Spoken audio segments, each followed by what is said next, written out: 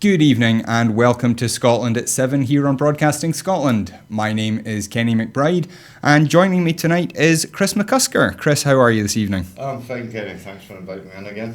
Excellent. Well, the big story today, of course, was the release of this year's GERS figures, showing Scotland's notional deficit falling faster than the UK's, onshore revenues increasing by 5.1%. So today we were at Armadillo, a manufacturing company in Bonnyrigg, who manufacture some really fabulous wee pods. I don't know if we've got any in the package, but we'll have a look. And we were there to hear Derek Mackay talk about it. So we have this short video now of me interviewing Derek Mackay earlier today. There's good news and bad news in all statistics. What's the good news and bad news in GERS today? Well, for me, the good news is Scotland's economy is growing. We've reached record levels of revenue. Scotland's economy, in terms of onshore resources, revenues is growing faster than the rest of the UK. The estimated notional deficit as part of the current constitutional arrangements, that notional deficit is reducing faster than the rest of the UK. And Scotland's economy is strong, and that's to be welcomed. What bad news is there then that people need to be aware of or that you're looking to correct in future? Well, look, I think these figures speak to the fact that Scotland would be a more successful country if we were independent, if we were able to make the same kind of decisions as small advanced economies around the world. I think we'd be more prosperous and have a fairer country as well. We can continue to grow our resources, grow our revenues, and therefore tackle the endemic issues that we have inherited. But with independence, we'd be empowered to do that. But the good news is our revenues are increasing and we have a successful economy that's threatened by Brexit. Now, we often hear that this tells us something about what the finances of an independent Scotland would look like, and as you say, the deficit and the notional deficit here is larger than the notional deficit for the UK as a whole.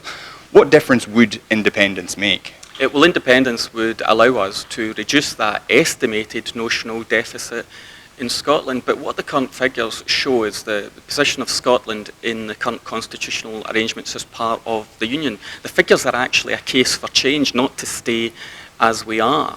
Brexit is the threat to Scotland's economy, and we could do so much more with the powers of independence, and we're proving how even with our current policies we can grow our economy more effectively and more quickly, but we could do so much more if we had independence.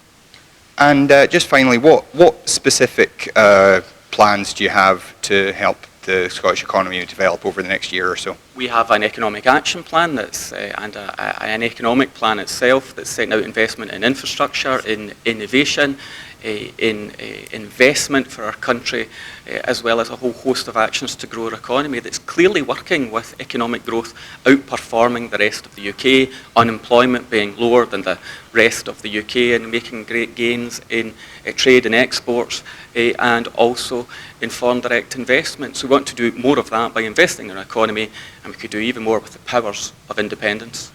Derek Mackay, thank you very much. Thank you.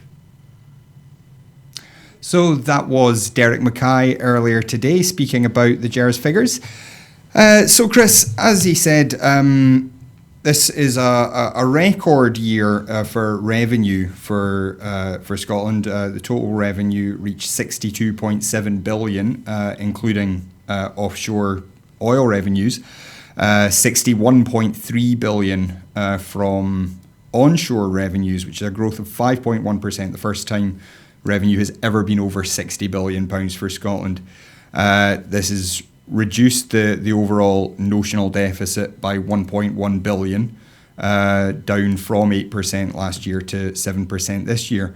So generally speaking, I think these are positive numbers. They show that the Scottish economy is moving in the right direction. What's your take on these headline figures? Well, the actual headline figures, make for welcome reading. But from anyone in an independence point of view, it makes for welcome reading, I should add. From a unionist point of view, you wouldn't think that there was a good news story here, because it's all doom and gloom. We still have what was it, 12.5 billion deficit. I think the new Scottish Secretary indicated. But you know, it was interesting earlier on. I caught a glimpse of BBC whilst I was in my elder brother's house, and they cut the interview with Alistair Jack off 15 seconds before the actual interview ended. Just at the point he was about to say, of course, Scotland's figures are better than the figures in Wales at this moment in time. So that was rather, you know, convenient that the Gremlins just suddenly chose that point. But what I'm trying to say is that yes, we are performing well, you know, and not just on the back of oil. You know, we've got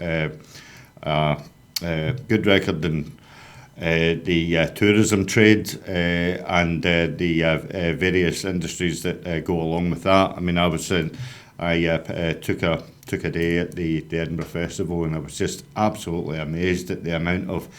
I was just sitting having a beer, and I was just like counting the different amount of industries within, you know, that sort of like one event encompasses. You know what I mean? From stage crew to, you know, people actually performing the arts, obviously catering and hospitality, the PR behind it, and all the rest of it. So, you know, there is, you know, as Derek quite rightly said, that you know, more could be done in an independent Scotland, but with the limited powers that we've got at this moment in time, the figures should be welcome and lauded. So when we look at these figures, there are obviously a number of things to remember, and it's one of the difficulties when we look at a lot of the coverage of this subject, that there is a very stark divide between how people who support independence look at the figures and unionists look at the figures. We saw people referring to, I think it was Murdo Fraser, referring to a union dividend of about £2,000 a person or something, which frankly to me and to probably most of the independence movement seems like nonsense, because these only show the picture for how Scotland is while welded to Westminster. What parts of this are people not thinking about when you hear that and it's expressed as, you know, Scotland has run up a deficit? I mean, in actual fact, obviously, Derek Mackay produces a balanced budget every year. So, what are the unionists that are commenting on this missing, do you think?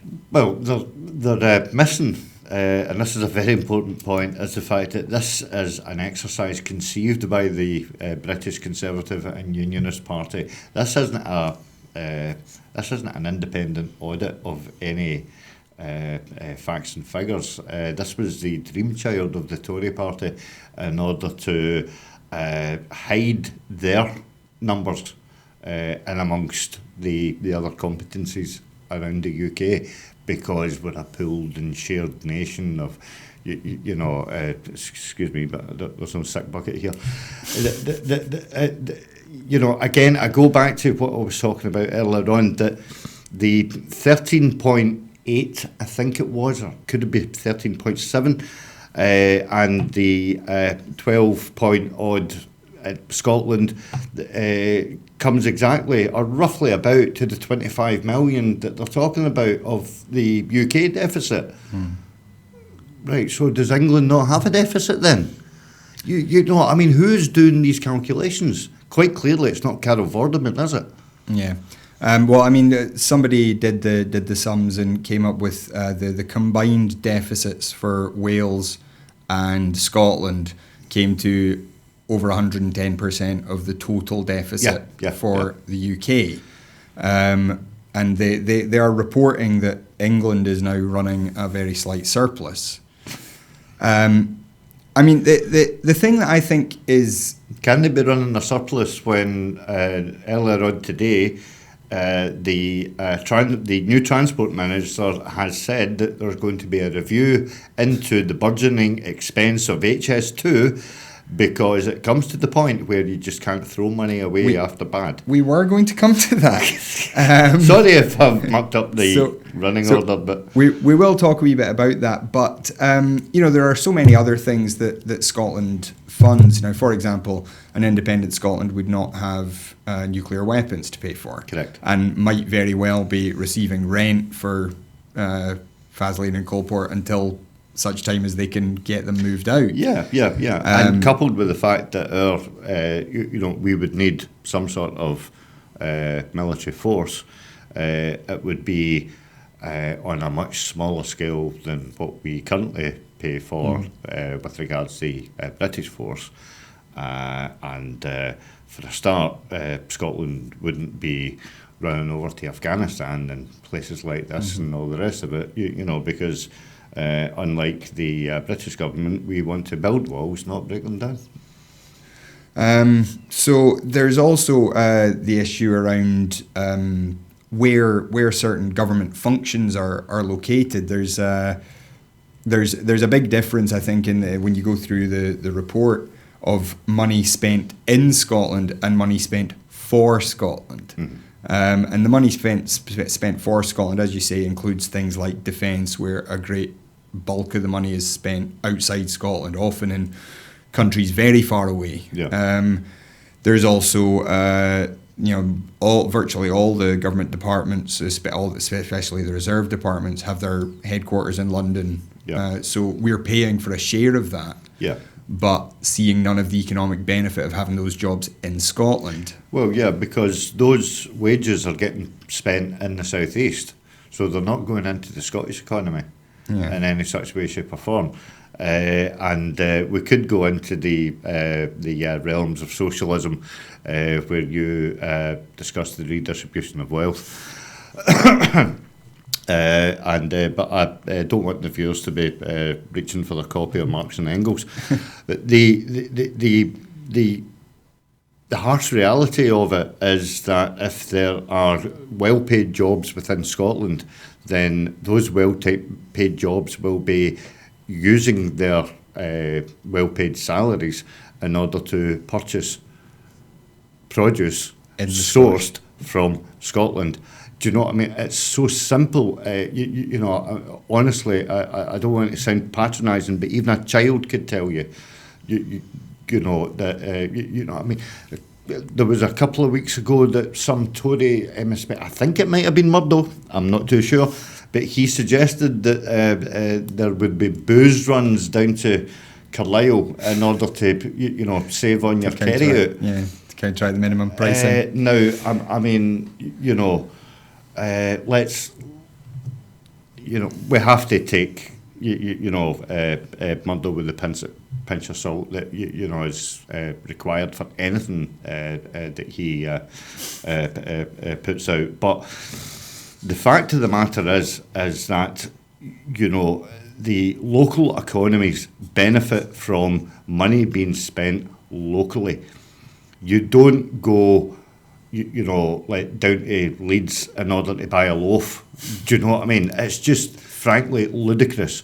So it makes perfect sense that if there's more industry in Scotland, then it produces more for the economy, and then that then filters through. It's like the stone in the pond, and the ripple effect, it just goes throughout and throughout. Now, something you did mention there, HS2, there is, as you said, a review about to start, announced today, by Transport Secretary Grant Shapps. He says it will consider whether and how the project to connect London, the Midlands and Northern England should proceed.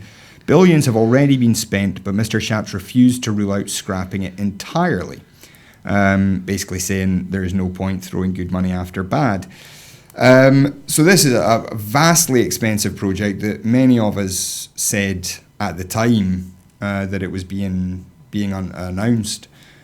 It did nothing for Scotland, didn't necessarily even do very much for the north of England, other than Birmingham isn't the north, but turning Birmingham effectively into a dormitory town for London. Yeah. Again, the existence of HS2 highlights the way in which so many infrastructure projects, so much money is spent on developing London. There's also things like Crossrail, which we are making a contribution to, despite getting really no benefit from it. Heathrow expansion, which we'll see very little benefit from. And yet all of these things are considered to be spent for Scotland. Which again, even though it makes a difference to the current account balance, it's all of that is investment as well.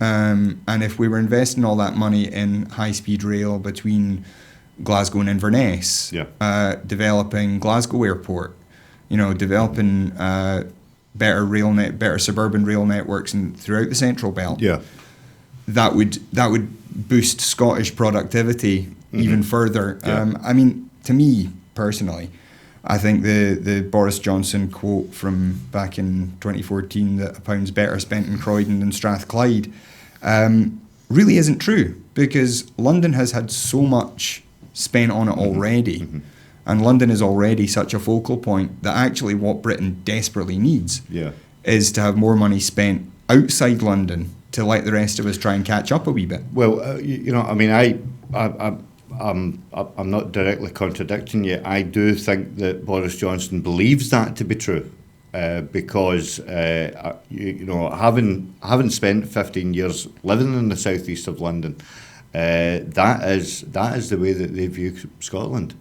Do you know what I mean? And it's worth pointing out that a pint of milk and a loaf of bread in Strathclyde is the exact same amount of money as what is in Croydon. Do you know what I mean? There is no getting away from that. The other side of the coin is the fact that anyone who lives within the orbital of the M25 automatically get. I think when I was down in London, it was I think it was 5% nominal for the London waiting allowance, and that was to combat the high house prices and stuff like that, and all the rest of it. However, there's no waiting allowance in Edinburgh. No. And comparatively, some of the house prices in Edinburgh are pretty much comparable. In some places, but the main crux of the matter is the way that Boris Johnson refers to, looks to, and thinks about Scotland. It is always in the third person. I mean, we are we should think that we are quoted because we're thought before Wales. Do you know what I mean? And that's no denigration on the Welsh. It's just the way that it's always been. Do you know what I mean? It has always been everything that's centred in London and the southeast. And if you look back to the 70s, the degradation of Coventry, of Birmingham, Salford, places outside Manchester and beyond Newcastle, they were forgotten cities. Liverpool, forgotten cities, and again, back in time, at one point, Liverpool was the third city of the empire. Well, they'll tell you they were the second, but Glasgow was the second, and there's a lot of burden attached to that position, because the main reason that we were the second city of the empire is because we profited on the back of the slave trade. That's a whole different discussion as well. Do you know? But the crux of the matter is that going back to what Derek Mackay was saying earlier on, is that independence is the only way forward, and you're always going to have this narrow-minded narrative that we are second-class citizens compared to the southeast of England, and no matter how many platitudes they lay down, with regards HS2 that will connect to Manchester, that will eventually connect to Birmingham, that will eventually connect to Leeds, and then it can latch on to the East Coast. It didn't say that they were. It said they were going to latch on to the East Coast. It didn't say they were going to upgrade the East Coast in the HS2. I think if they had maybe said that, it might have been an easier pill to swallow. But, I mean, they're talking a 10-year timescale even just to get to Leeds, because the three limbs on HS2, the first one that they're working on, and then the second one, Birmingham, is called 2A, and then the third one to Leeds is called 2B. Yep. And then they're talking about. And then it links on to the existing network. Yeah. But it's not upgrading the existing network, so it's not going to go as fast because the existing network is not compatible to the network that it's going to be running on. Do you know what I mean? So you're still going to have that issue where Glasgow to Leeds is going to be the exact same time. With no benefit to Scotland at all. Do you know what I mean? So, again, there was no benefit to Scotland as well when they were talking about these mythical ferries that they were going to purchase in order to combat the negative impact of Brexit and stuff like that. But on the other side of the coin, the Scottish Government quietly getting on with the day job, and it's looking into the feasibility study of a ferry linking Rosyth over to Zeebrugge, and thus keeping our connection with the comrades in Europe. Yeah, I mean, that's something that I do hope the Scottish Government really focuses on, because we are not well connected by sea to Europe, and if we're all going to become a wee bit greener and stop flying so much, then those naval links are going to be very necessary. Well, maritime links, are going to be very necessary. Correct. Yeah. And it's something that has been run down for quite a while. More generally about these figures, we did hear from the Greens that this showed that Scotland was far too reliant on North Sea oil, that was too big a part of the economy, and it showed how we needed to diversify the economy. I would just highlight it was 1.4 billion out of that 62.7 billion of total revenue came from North Sea revenues. So really, it's not a huge part of our economy anymore. No, it's not. But the Greens are always going to bang on about fossil fuels. Do you know what I mean? I mean that's in their DNA. And it's not down to me to slag the Greens off on their key policies. For my tree hugging.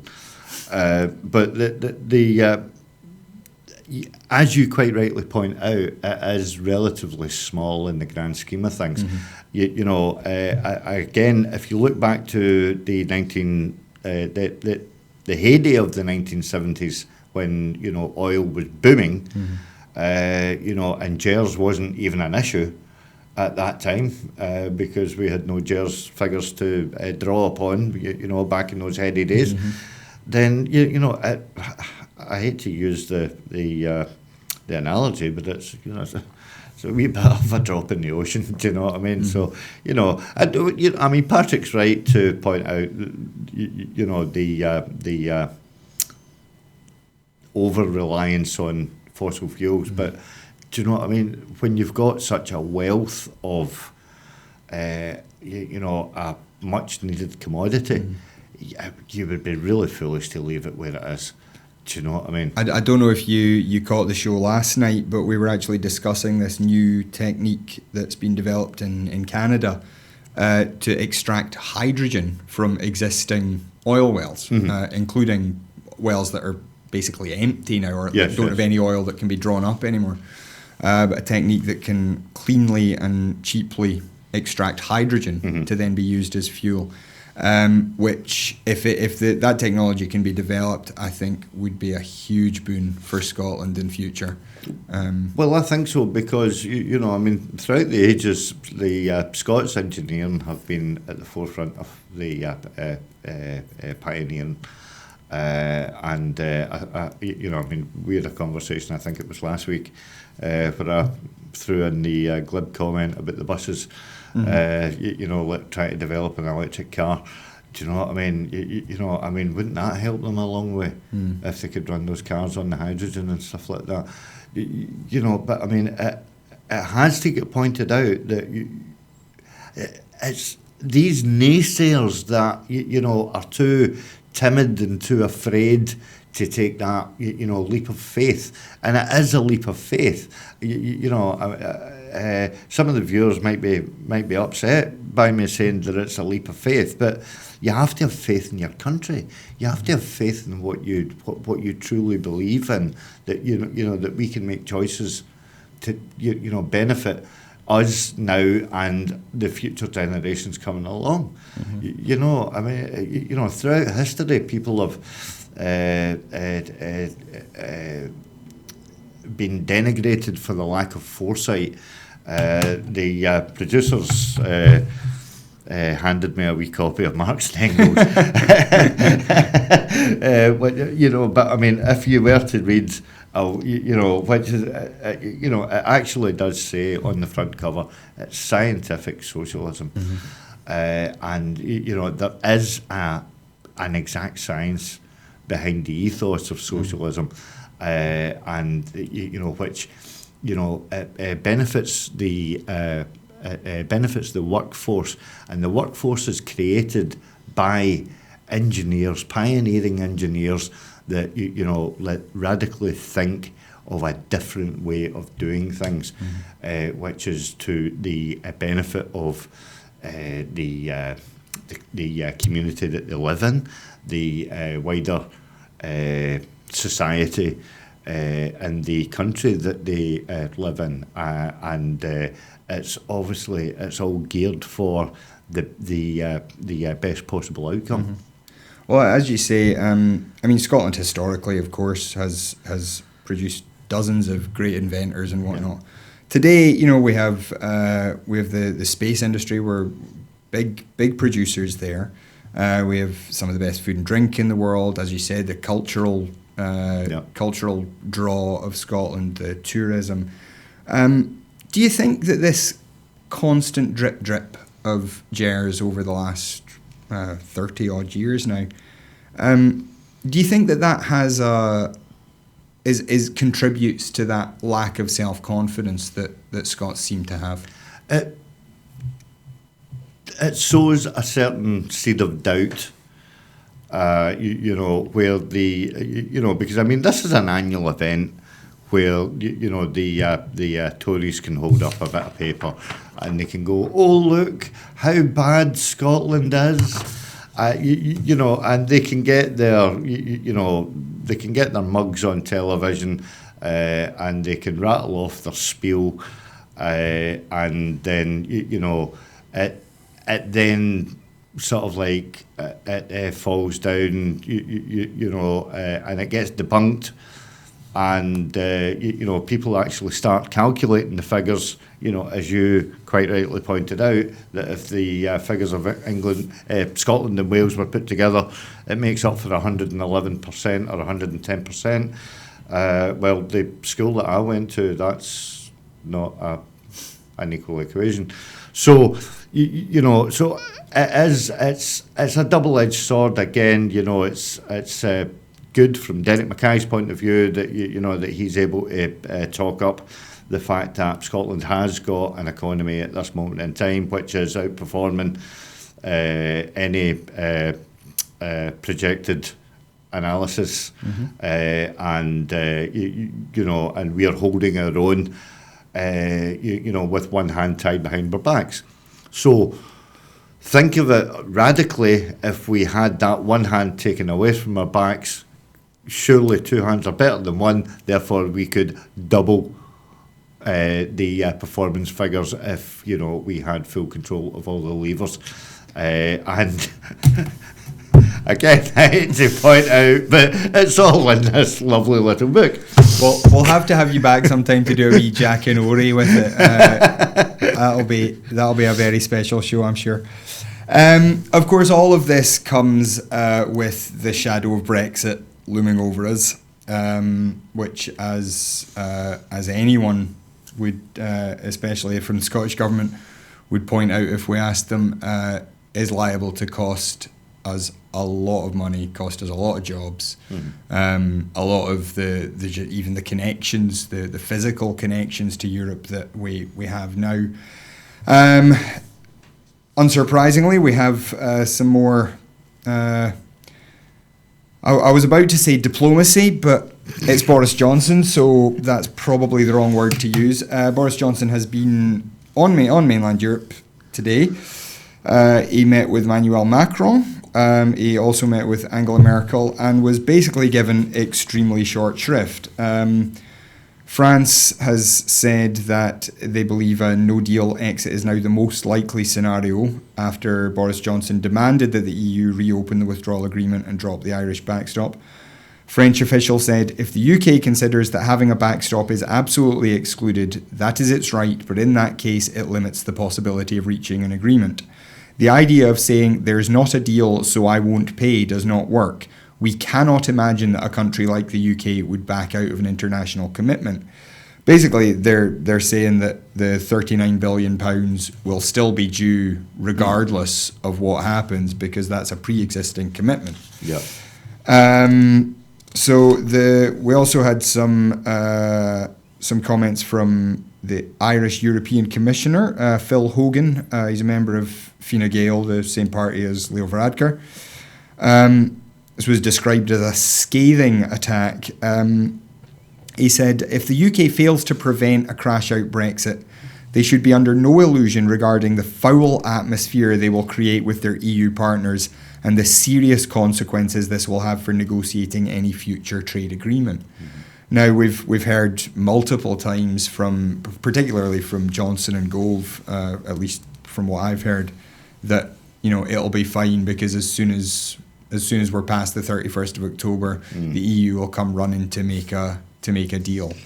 And I don't think they've factored in quite how sour the EU may be on the UK by that time. He also said the UK government needs to take responsibility for its choices before it's too late. Prime Minister Johnson's hero is Winston Churchill, and he seems to view himself as a modern-day Churchill.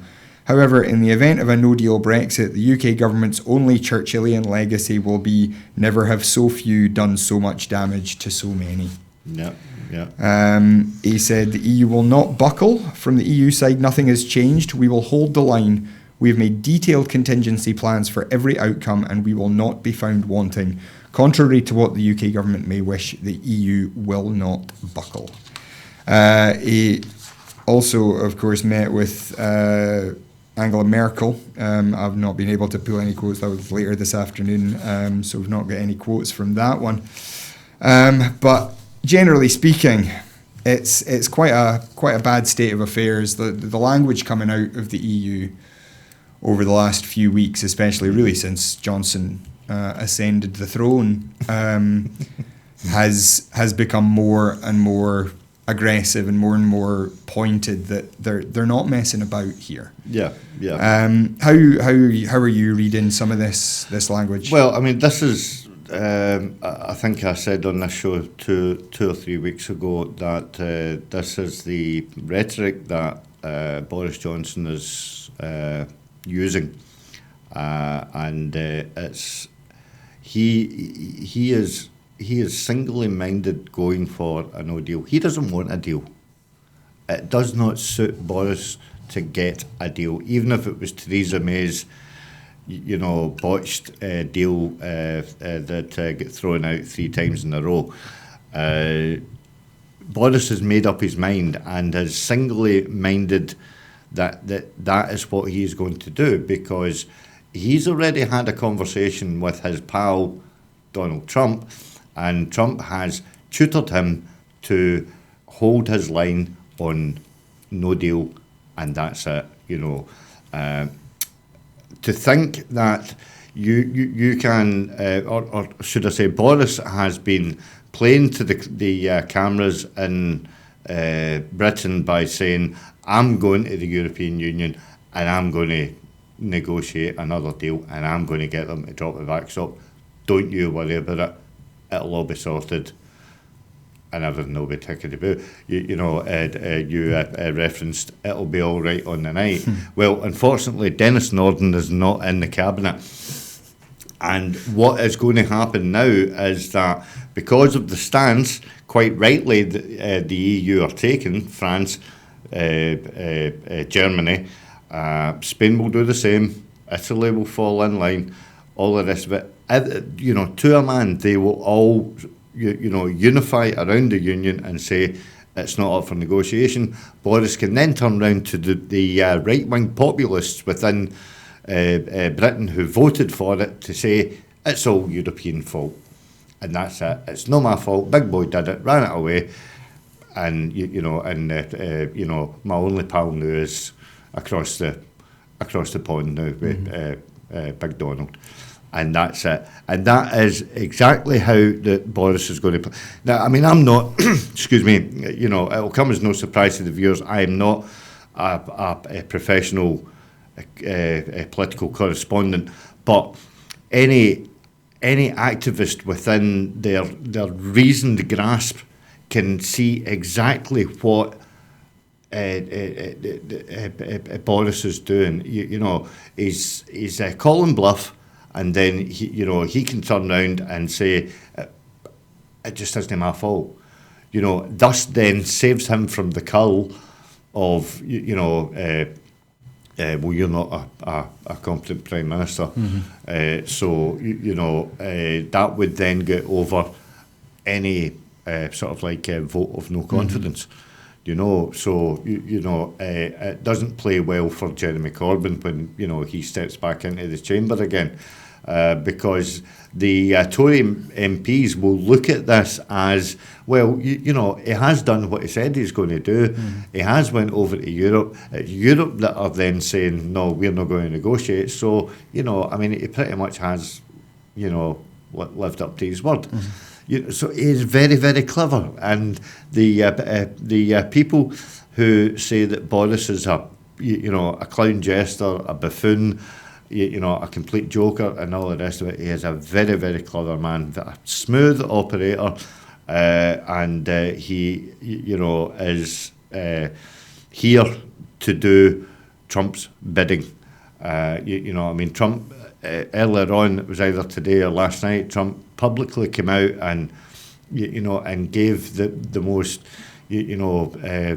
waxy of lyrical plaudits to, I think Boris is the best man for the job and Boris will get it done and Boris this and Boris that and Boris the next thing. You never got that about Theresa May. No. You never get that about David Cameron. Do you know what I mean? And it's honestly, it's like two peas in a pod and it's one telling the other, I'll tell you what to do and you just follow suit and everything will work out fine. But it's, and Boris will play along with that because, he thinks, oh, I'm Trump's pal. Trump will drop him like a hot potato as soon as he's bled him dry. And Europe knows this. Do you know what I mean? The European countries know this. They are not stupid, and they will stick quite rightly to their red lines. And one red line for Angela Merkel.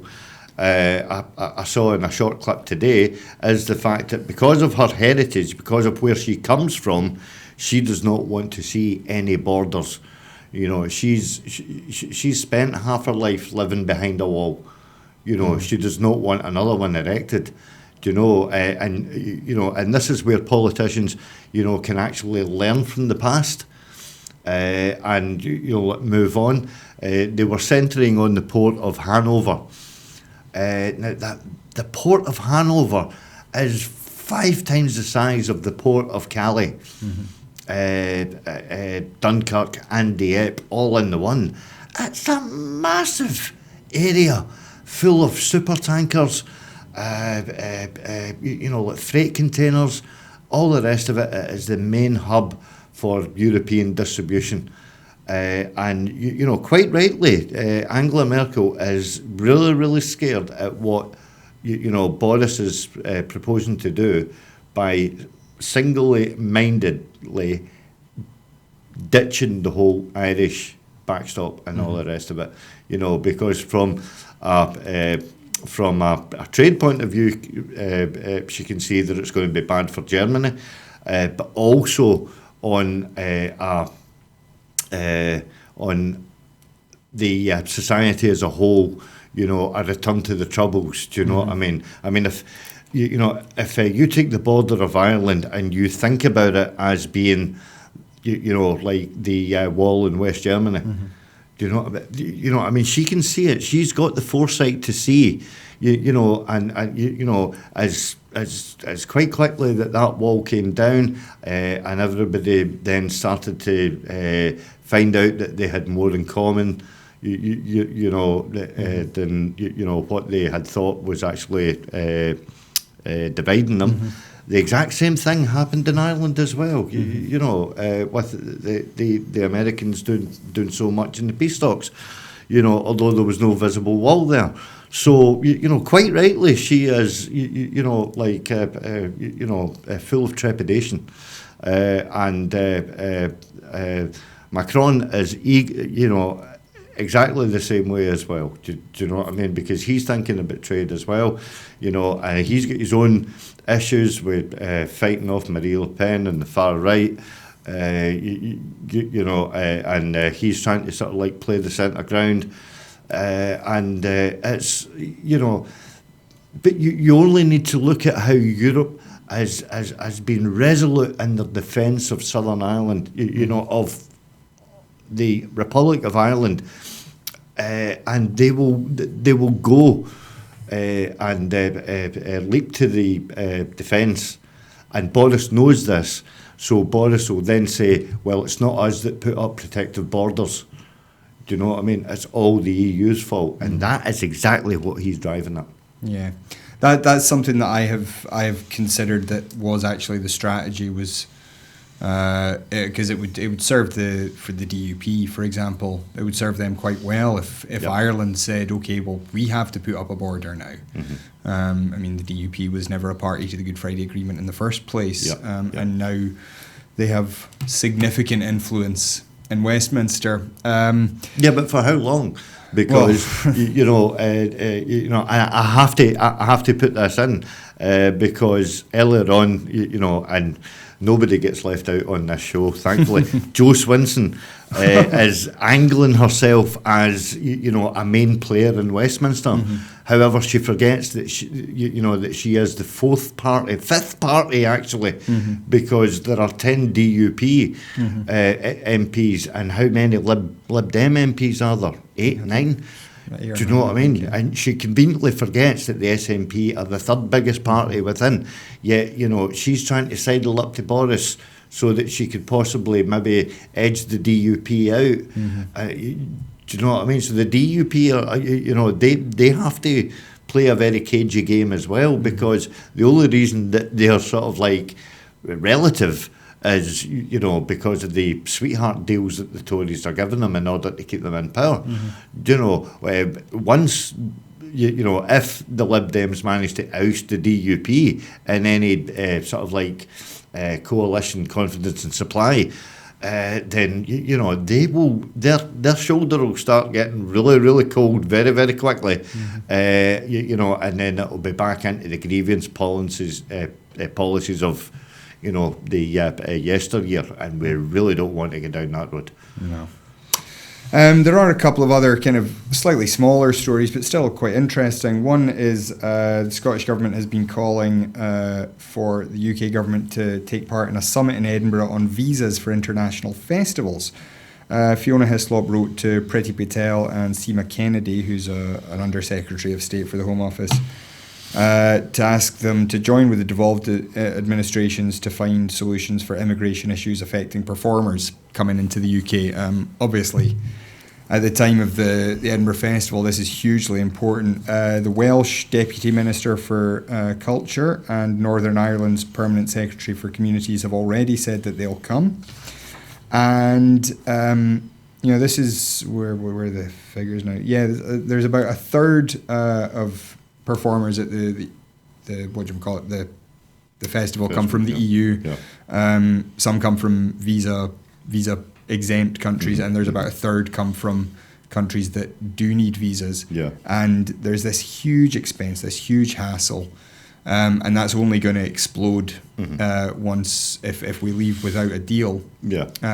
Correct. We're going to be left in a position where people are going to be trying to plan next year's Edinburgh Festival and not knowing how easy it's going to be for people to even get into the country. The other one is quite an interesting one. I thought the price of beef, the price of Scotch beef has plummeted in the beef sector. According to Gary Christie of NFU Scotland, is on the brink of collapse. He says that one of the big problems is that the Irish beef had been stockpiled prior to the Brexit date in March and is now just being slowly let back into the system, which has depressed the price for everybody because there's this oversupply. So, I mean, it's kind of a not a direct Brexit fallout issue, but one that is causing a lot of problems apparently from a number of cattle farmers. I mean, this is one of the things I think that Brexit seems to touch almost everything, and it does seem to me, I think, that there's just nobody who's got a handle on all of it. It sometimes seems like nobody's got a handle on any of it. Yeah. What do you think about these two issues? Well, as I say, I was at the festival and I was amazed at the diversity as well. I mean, you heard, just walking down the street, you heard, at least a dozen different accents, a dozen different languages. You've got people performing in different accents and different languages as well. And when you think that, it was something like 130 different acts in any given week of the festival, which runs for 4 weeks. So that's, there is something like 1,300 different performers, showcasing their own individual talents from around the world.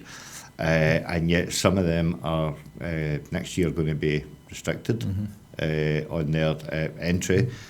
You think of the amount of revenue, earlier on we were talking about tourism revenue, you think of the amount of revenue that comes from the Edinburgh Fringe, and if that is going to be impinged in any such way because of one person's ideological choice, that because they said that freedom of movement is definitely going to end on the very first day, on the 1st of November.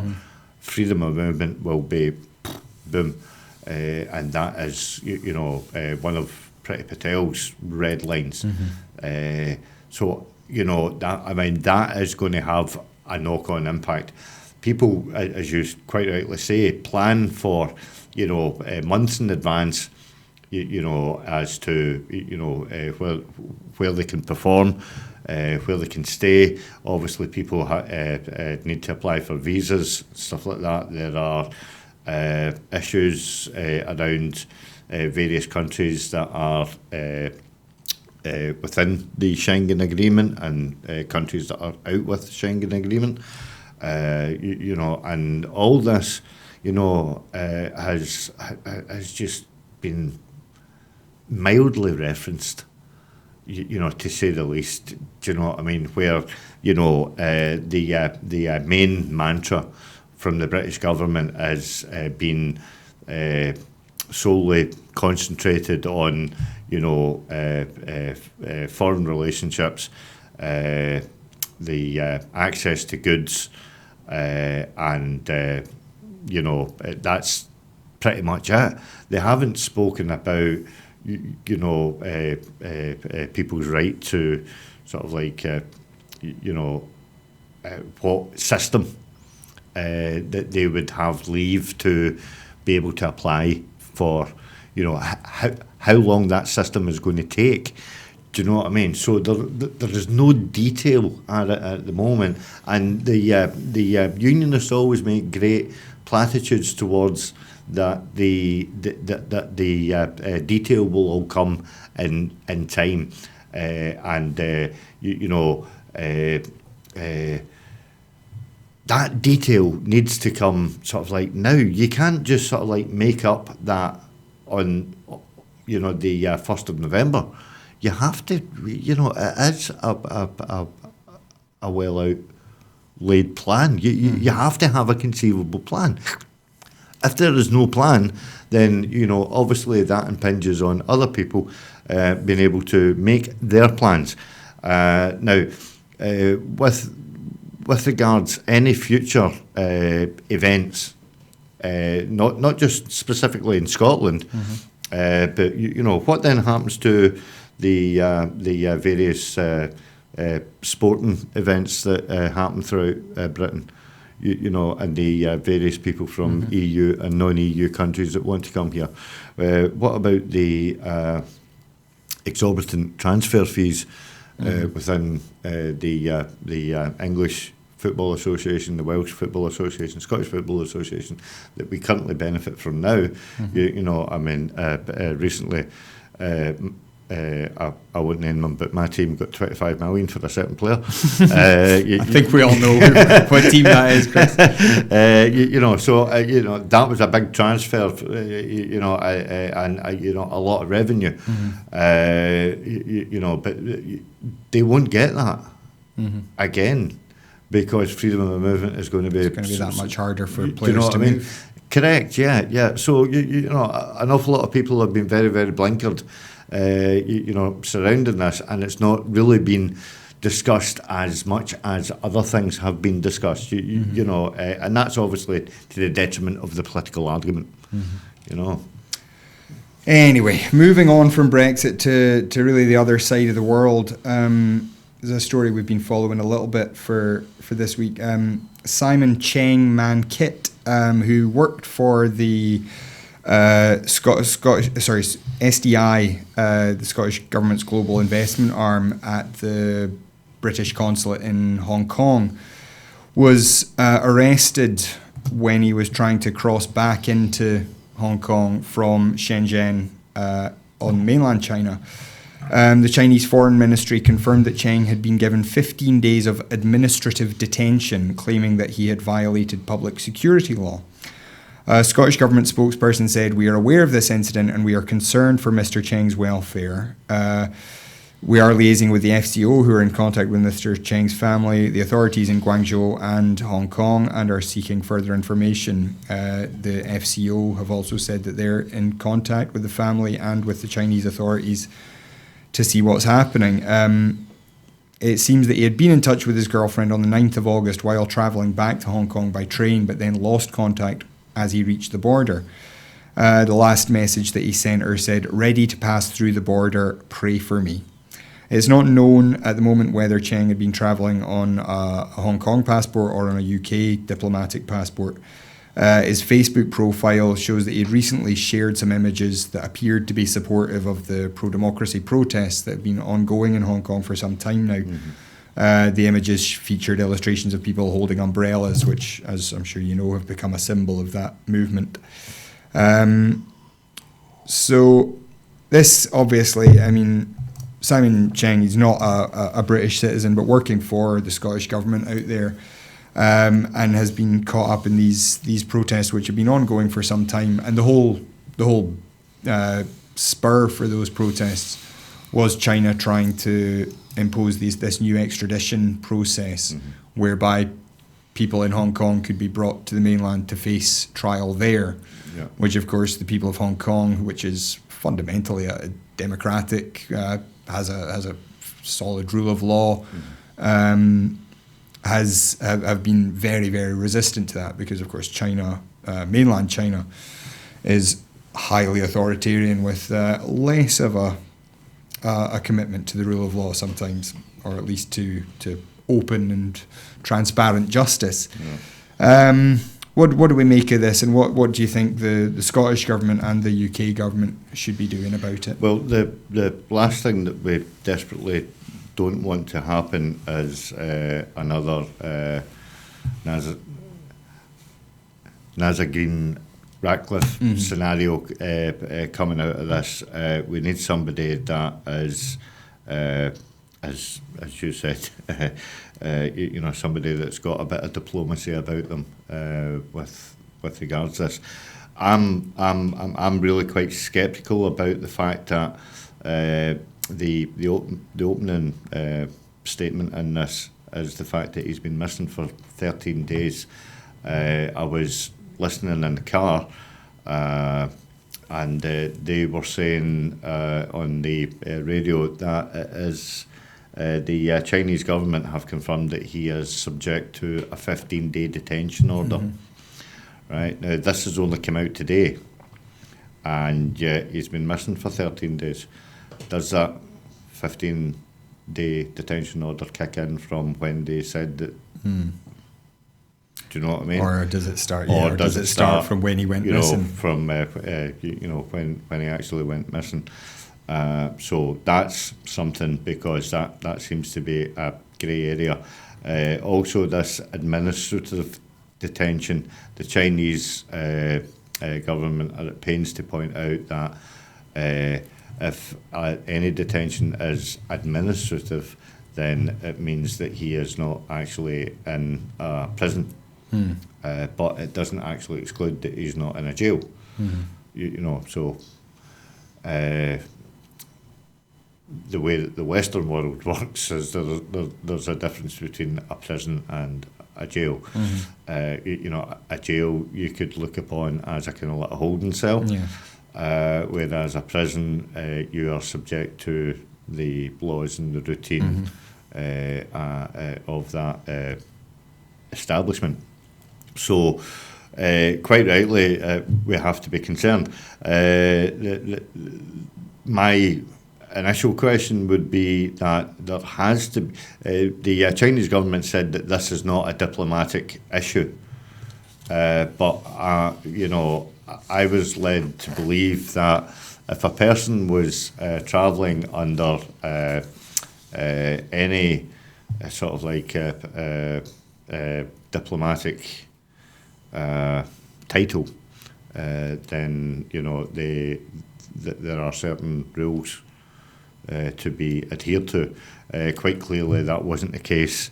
When the I think was it the poor chap that went into the embassy, and was it Kabul or Khashoggi. Khashoggi, yeah. Quite clearly it didn't.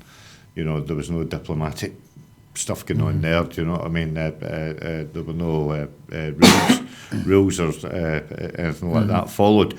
So again, questions have to be asked as to how much influence the British government can have on that. Now, I stress that it's the British government that has to have an influence on it, because these things are reserved matters, and Scotland can only make, palliative sort of like petitions, oh, please do this, please do that.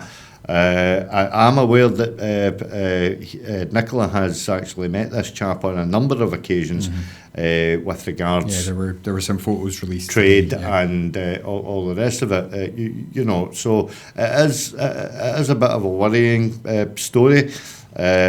Possibly, obviously, for the First Minister, and I just hope that it's going to be, quickly resolved. But you would have to think that the new Foreign Minister is going to have a wee bit more grey matter than the previous one. We can only hope. We do send out our best wishes to the Cheng family and to Simon's girlfriend, and we will keep an eye on this story. So just finally, this was one that just broke just before we came on air. The treasurer of the Tory party in Moray Jane Lax was suspended today over a jibe about the First Minister's miscarriage. This woman was part of the question time controversy in Elgin when several members of the Tory party showed up and some were called on, including this particular woman. So this was on Tuesday evening. A notorious unionist troll on Twitter shared an interview in which Nicola Sturgeon detailed the abuse that she gets online. And naturally, the thread stumbled into abuse. This person said the GERS figures must be imminent, which was why Nicola was talking about the abuse. Another anonymous account said, has she mentioned her fictional miscarriage yet? To which this Jane Lax, this Tory treasurer, replied, is that when she dropped a book? So this Nicola Sturgeon, as we know, had a miscarriage a few years ago, first spoke about it in 2016. An SNP source did call out this really just horribly unpleasant tweet, and the Tories, to their credit, I suppose, did quickly suspend her. But you know, it's far from the first time we've seen Tory councillors saying and doing some fairly abhorrent things. Yeah, it's the nasty train of thought, not just within the Tory party. I have to point out, all parties are guilty of having vile activists who will go to any lengths and say anything. And whether it's about the sad events of the First Manager suffering a miscarriage, or whether it's about Ruth and in her private life and all the rest of it. People have to,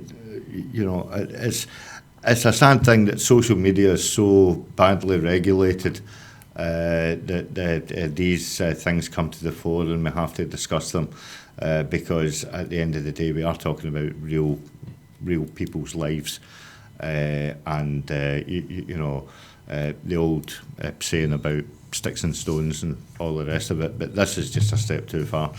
There was a calls for a clampdown on the use of social media, the likes of Twitter, for people to actually be sort of like registered, with their full sort of like passport details, and that makes them easily identified, and they can be held to account properly and stuff like that. Whilst that sounds like a bit of an authoritarian state, I think it's possibly the way that it goes, because unfortunately, and honestly, not to this extent, but after a couple of drinks and stuff like that, people do, think that they've got license to say exactly what they think and feel on social media, and we have to realise that for some people that take it too far, there should be serious consequences. Well, I mean, I'm sure it's not the worst thing the First Minister has heard, but it's certainly pretty unpleasant. So we will look to see the Tories take some serious action, hopefully. But that is all we've got for tonight. We've actually gone well over time, but the conversation was good, wasn't it? Yeah, it was fun. So especially about the Mark and Engels. We all about the Mark and Engels. Anytime you can bring up communism, Chris. Anytime. Communism, socialism. Let's get that correction in there, Kenny. Anyway, producing TV programs like this does cost a lot of money. We are really struggling to pay some bills right now, and we want to keep making these programs. We want to keep bringing you more and better shows, but all of that does take money. Just paying for the lights, paying for the cameras, paying for everything here. Nobody's taking a salary right now. We're just trying to keep the lights on. So please, if you can afford it, go on to broadcastingscotland.scot/register, sign up as a supporter, give us your £5 a month, and that can help to build a whole new media apparatus for Scotland, which is something that I think anybody watching this agrees that we need. In the meantime, thank you very much to Chris for joining us again. Thanks again, Thank Kenneth. you for joining us tonight, and we will be back tomorrow night, same time, same place, different host here on Broadcasting Scotland. Thanks very much.